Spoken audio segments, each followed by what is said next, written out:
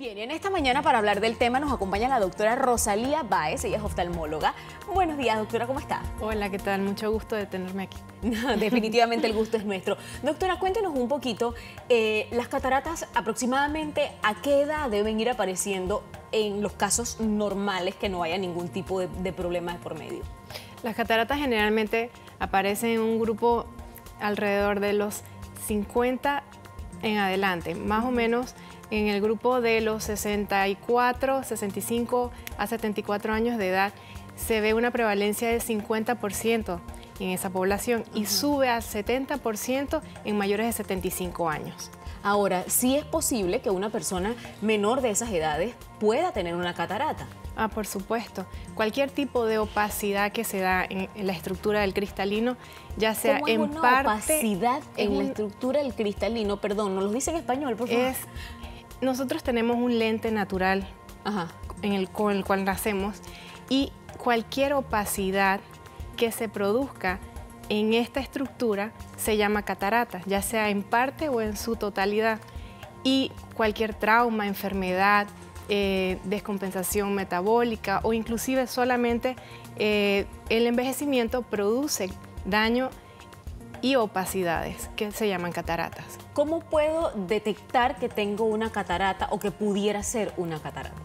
Bueno, generalmente uno empieza a manifestar deslumbramientos, visión más deteriorada como visión borrosa, cambio en la percepción de los colores, hay una alteración en cómo uno percibe una sensibilidad al contraste disminuida, que es cómo se perciben los colores, y eso hace que uno vea que definitivamente ni con los lentes mejora y acude al médico por este tipo de enfermedades. ¿Las cataratas se pueden operar? ¿Cómo se hace? ¿Es láser? ¿Se reemplaza el cristalino? ¿Cómo se hace? Bueno, generalmente una catarata puede ser operada cuando ya presenta esta sintomatología y se opera con diferentes técnicas. Cuando se quita la catarata, uno tiene que reemplazarla con un lente intraocular. Y este puede ser ya sea multifocal, para ver de lejos, de cerca y de mediana distancia, o simplemente para poder ver como uno veía antes, ¿no? Ok, es más o menos lo que estamos viendo en pantalla ahora mismo, ¿verdad? Sí, eso, exactamente lo que están viendo en pantalla. Oh, ¿y eso qué profesional lo hace? Digo, perdón por la cara, pero a mí esas cosas me... Bueno, el médico que realiza este tipo de cirugías es un cirujano oftalmólogo.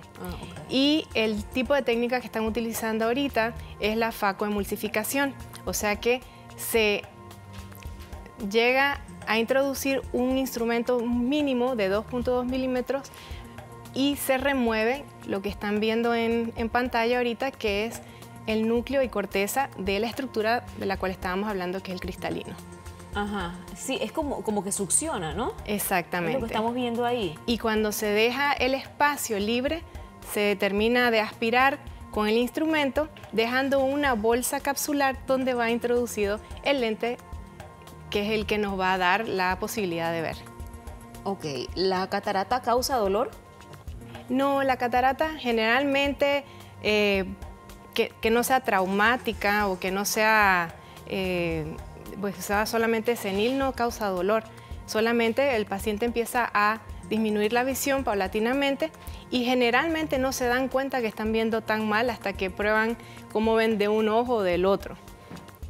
Gracias a Dios existen los médicos. Si por mí fuera, todo el mundo se queda ciego porque yo eso no lo hago. ¿Qué va? Y doctora, en cuanto al láser, ¿cuál es la diferencia? Se puede operar cataratas con láser, ¿cierto? Sí, claro que sí. ¿Y cuál es la diferencia entre esta operación que estamos viendo, que es invasiva, versus el láser? Bueno, cuando los pacientes me preguntan, doctora, ¿y se opera con láser la catarata?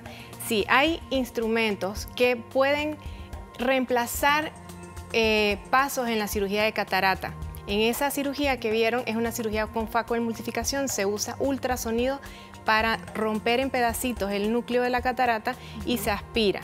Pero cuando se usa el láser, lo que hace el láser es obviarnos un paso y hace pequeños cortes para que ya cuando el paciente llegue a ser utilizado el faco emulsificador, entonces ya esté en pedacitos y sea más fácil de retirar. Y pues las medidas son mucho más estables y pues es más controlada la cirugía. Con el láser. Con el láser. Ok.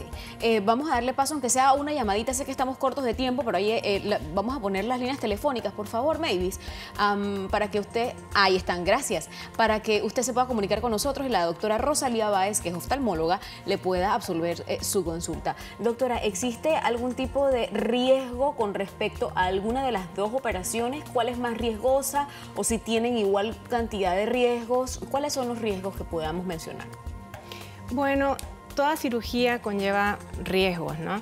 Dependiendo del estado del paciente, si tiene algún tipo de enfermedad aparte de la cirugía, de la catarata, pues lleva un poquito más de inflamación después de la cirugía, puede tener tendencia a presentar edemas, o sea que se le hinche parte de las estructuras del ojo y pues tenga un poquito menos de visión después de la cirugía, pero obviamente con el adecuado tratamiento y escogiendo bien el paciente y dándole un tratamiento antes de la cirugía, se pueden evitar que ocurran complicaciones. ¿Hay personas que no pueden aplicar a una operación de cataratas?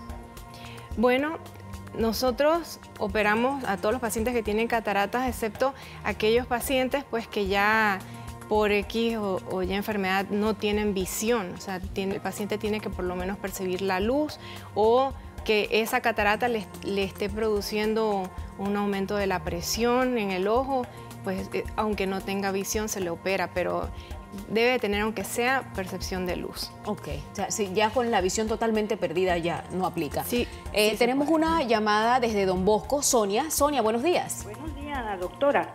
Mire, yo me tengo que operar de catarata, pero realmente yo sufro de presión alta y entonces el médico me dice de que yo tengo que ir un día antes, tengo que tomarme la presión.